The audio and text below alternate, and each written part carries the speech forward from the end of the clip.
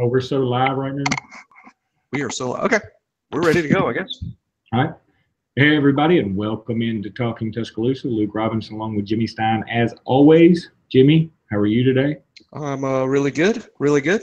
We're in the middle of what I would call non-football season. We're in the middle of it. It's not football season, but there's football stuff going on. It's like non-football season, but there's football stuff happening. Practicing in like 20 minutes.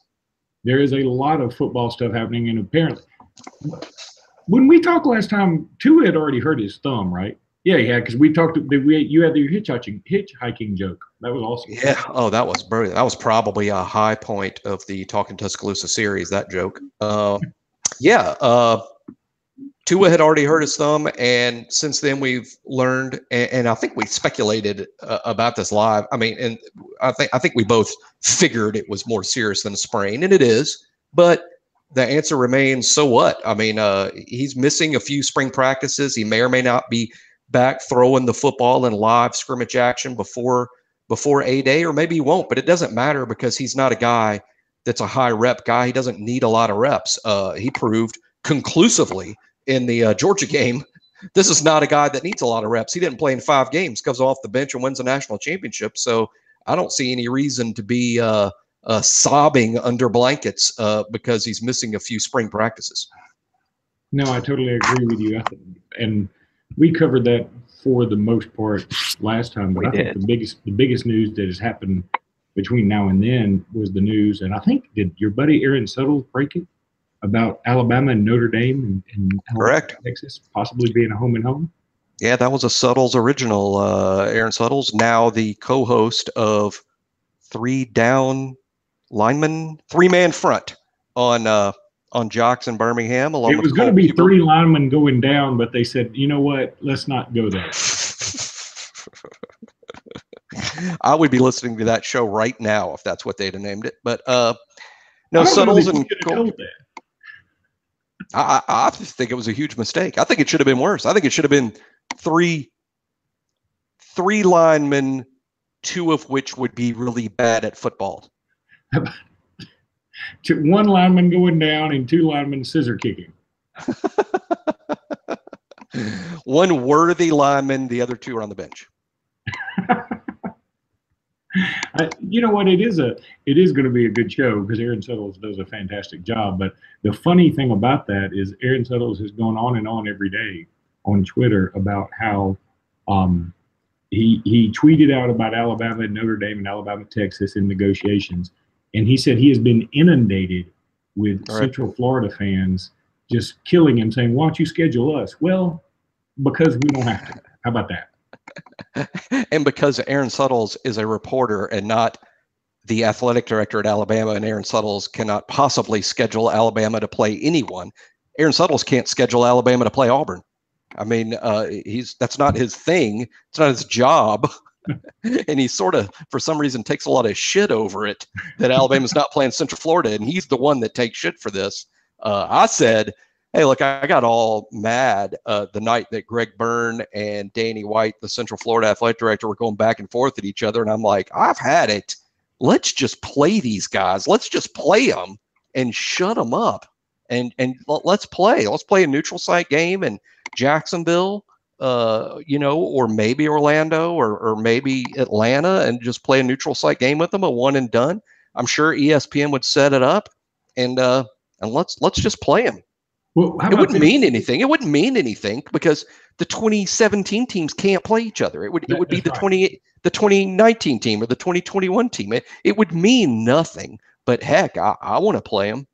I want to play them. Heck yeah, I want to play them. I think it'd be awesome to do it. And I really do sort of have a fantasy that, fantasy is probably a bad term. I have a dream that Central Florida's Danny White calls Bobby Petrino and is like, hey, man, you mind if we take on Alabama? Is that cool? And you guys stay home? And Petrino would be like, where do I sign? I mean, don't you think? I think that you shouldn't call it a fantasy. Well, it's better than you listening to 3 linemen going down. How about that? That is not a fantasy either. My fantasy. What is my fantasy? I don't even really have. It'd probably be Sarah Underwood related. Maybe that out of her 600,000 followers on Twitter, she would notice me being one of the 970 guys liking one of her tweets, which are just all of her butt cheek shots. One of her gratuitous I'm in a bikini shots that she puts out 2 or 3 times a day, and she's like, oh, this guy that liked my picture, number 932. I bet his podcast is hilarious. There was a great and then she clicks on this and listens to our podcast, and I'm going like, yeah, Tua's thumb is hurt and he can't hitchhike home. There was a great Saturday Night Live skit. She's like, I knew I liked that guy. When Wilt Chamberlain came out with his, he slept with 20,000 women thing. Yeah. And Tim Meadows was Wilt Chamberlain laying in bed. It was like a vlog before there were vlogs. It was like an open diary of Wilt Chamberlain talking about his escapades. And he had, Tim Meadows had stilts and feet hanging out the bed and all this stuff. And he said, boy, I remember number 2,612. She was fantastic.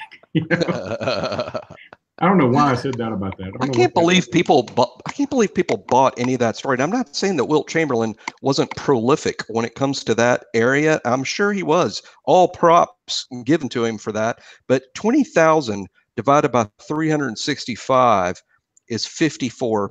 It would take sleeping with one woman. If he slept with 20,000 different women, you would have to sleep with a different woman every single day for 55 years. That is, I mean, yeah.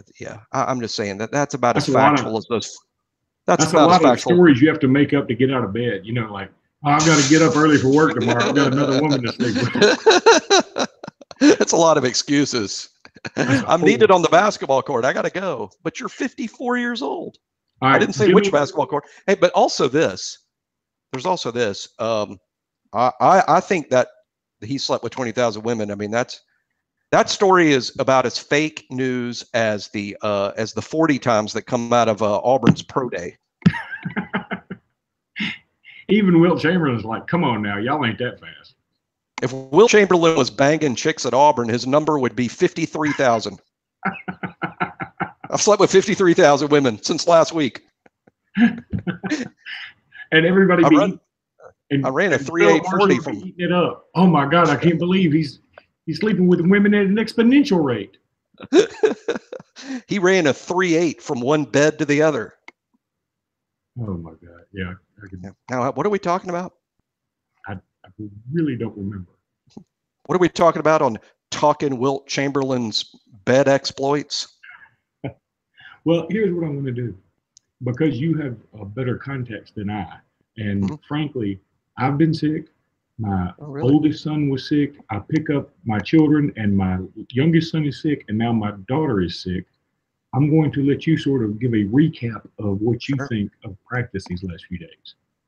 Well, we've practiced 3 times. The 4th practice is starting in 17 minutes. So I'm not going to report on that because, well, I mean, I can report on it in the sense that we will learn nothing from it. I think Nick's talking to the media tonight. So there's that. But, there hasn't been huge news, which is good. Really, the big news that would come out of spring would be an injury. That has been the big news so far. Thankfully, it's a very minor injury. Largely, the team seems very healthy, which is good. Obviously, a couple of significant players are missing. I'll tell you this. Here's a bent on stories people haven't heard much. We let 4 players talk to the media last week. 4 players got media time before the second practice. Damian Harris, Ross Pierce-Baker, Terrell Lewis, and Christian Miller. And I know it's a media interview. It's not a leadership symposium. They're not talking to their teammates in the locker room. But I could not be more impressed. Now, I know we handpicked those 4 to start things off. Experienced guys, older guys that have dealt with the media before. But I could not be more impressed with those 4 guys in terms of their obvious devotion. I would go devotion to team first.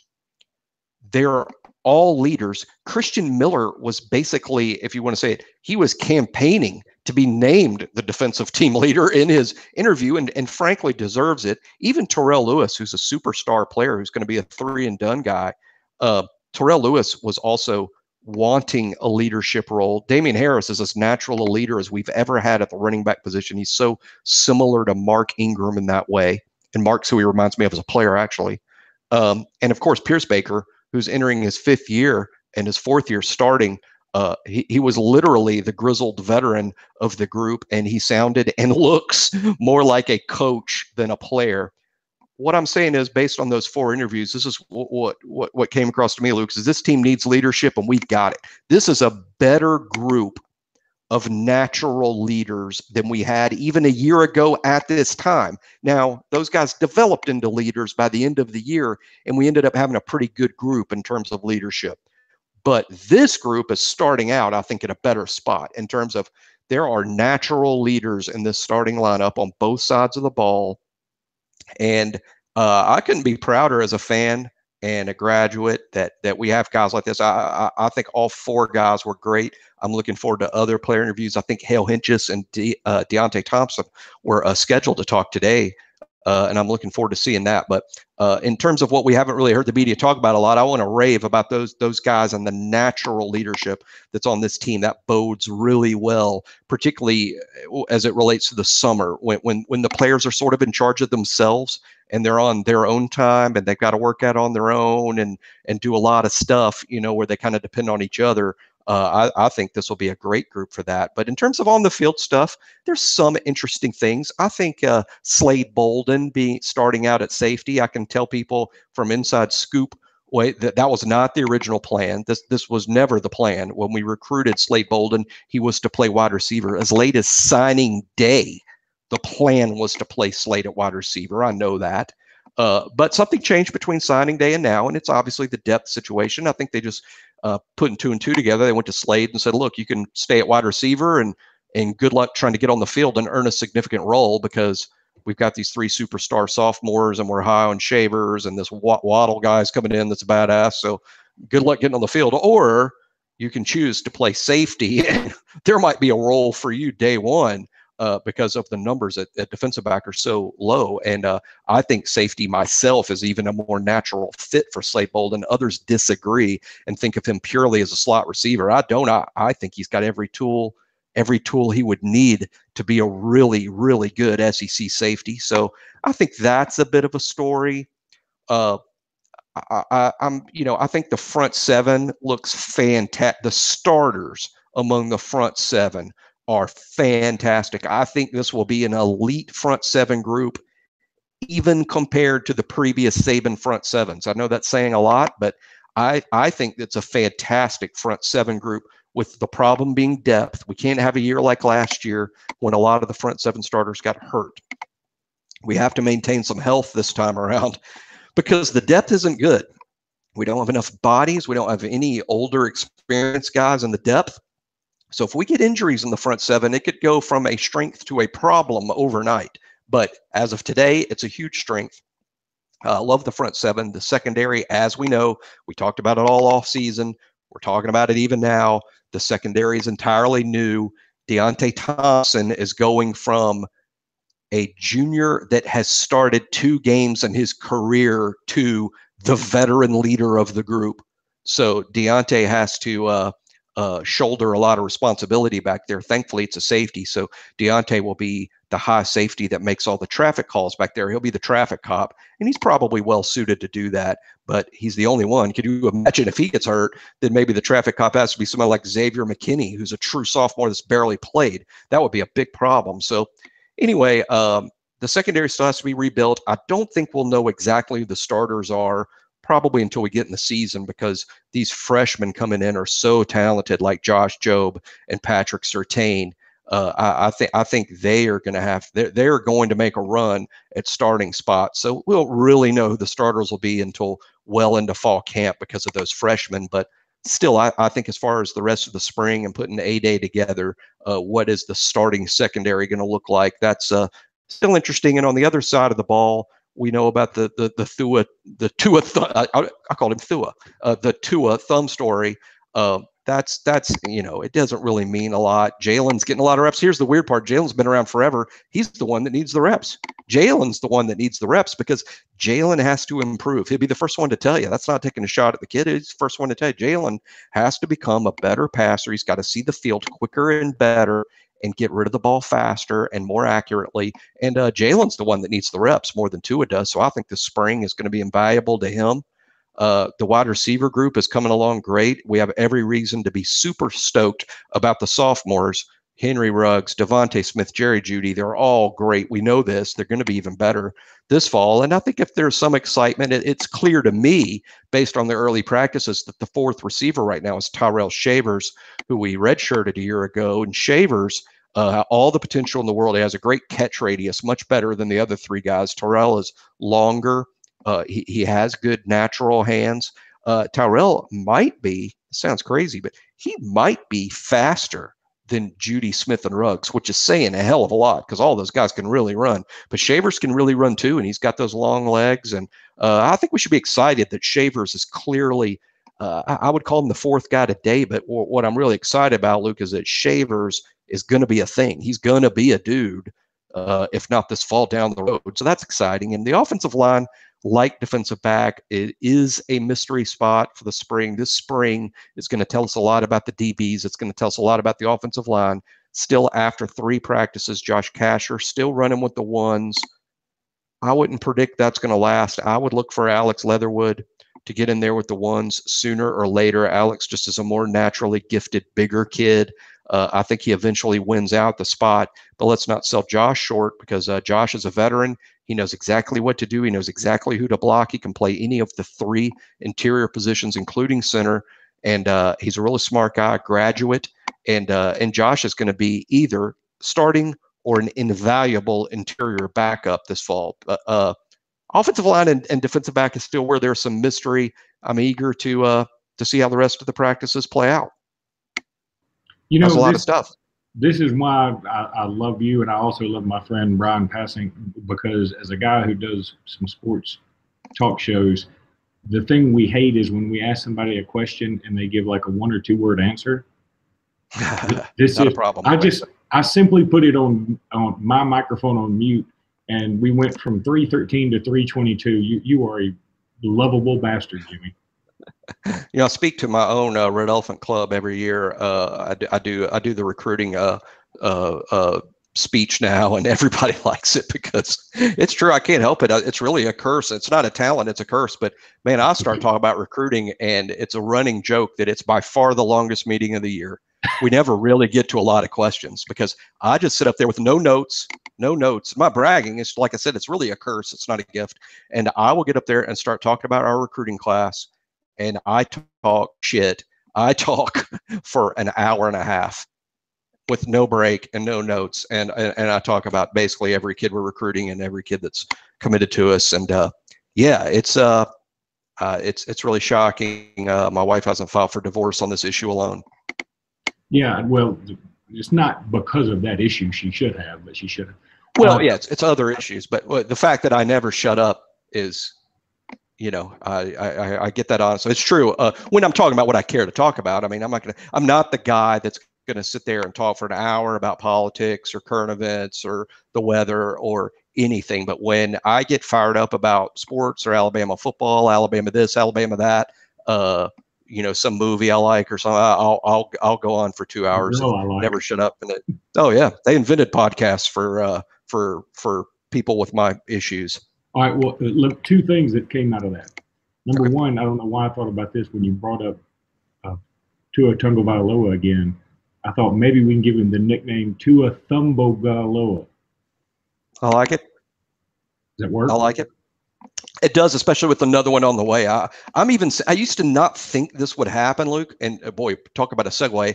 But now I believe I'm not going to be surprised if in the next month or so, if Little Tags, as I call him, Little Tags, doesn't just go ahead and commit to us. Little Tags. Please, I call him Little Tags. Please don't call him that anymore. I'm saying that. A guy got it from Twitter. I think our players call him that. So, I'm just one of the guys. I think I'm just one of the guys, me, Najee, B-Rob. O.N. Harris. My good pal, Jared Maiden, Shyam Carter. We pile around and call Tua's brother little tags. And then the second thing I wanted to say, when you were talking about having leadership on this team, we're going to need it. And the reason we're going to need it is not for the reasons you think. We're going to need it because this year, when you look at our schedule, it is much easier than in the last few years, which that is always a false positive. I mean, it's always something, the schedule will end up being harder than you think. But right now, we are double-digit favorites against everybody, and usually high double-digit favorites in most of them, like in the 20s, maybe even 30s. Well, you're exactly right. We're going to need leaders to keep them focused, not to motivate them. I mean, to motivate them, but not to leaders in terms of, hey, you guys follow me into battle. They're going to be like, hey guys, try not to be distracted by all the bright lights and shiny things. It's hard to sell yourself that you need to work to get better when you're winning every week 49-7. And that's what's going to happen. We're going to win every week 49-7, and it's going to be easy, just like you're saying, Luke. It's so right. It's going to be easy for this team to be on autopilot all year because literally there is going to be more blowouts than ever before for any number of reasons. But the combination of exactly what you're saying, it's a lesser schedule, lesser opponents, and an explosive offense capable of putting up a lot of points quickly.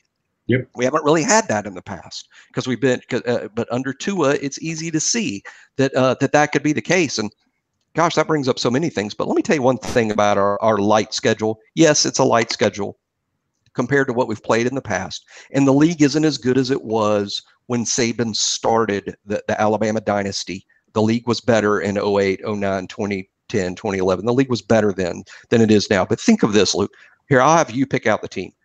Pick out one of the other, just pick a random other conference of the Power Five. You name one. ACC, Big 10, Big 12, Pac-12. You name one. Texas Tech. Pick one.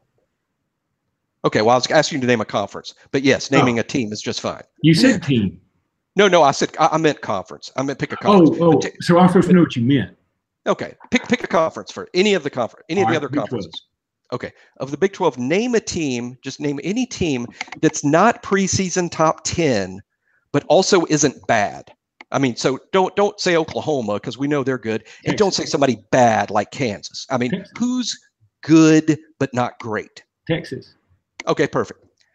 If the University of Texas was playing Louisville in the opener, if Texas was playing Tennessee and Missouri, if Texas was playing the entire SEC West other than Alabama, do you think their fans are going, oh man, this is the best schedule we've had?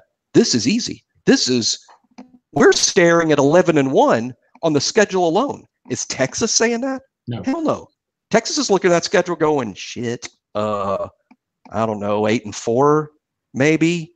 If things go well, we stay healthy, maybe 8-4. So my point being is, I think our fans and me and you and everyone else is so spoiled by Nick Saban. We look at our SEC schedule and go, oh man, this is a walk in the park. This is a cupcake. This is literally 12 cupcakes lined up for us to knock over. We say that because we're Alabama. And we look at those opponents that way. I don't think Texas would. I don't think Texas Tech would. I don't think Georgia Tech would. I don't think Virginia Tech would. Hell, I ain't even sure Ohio State would.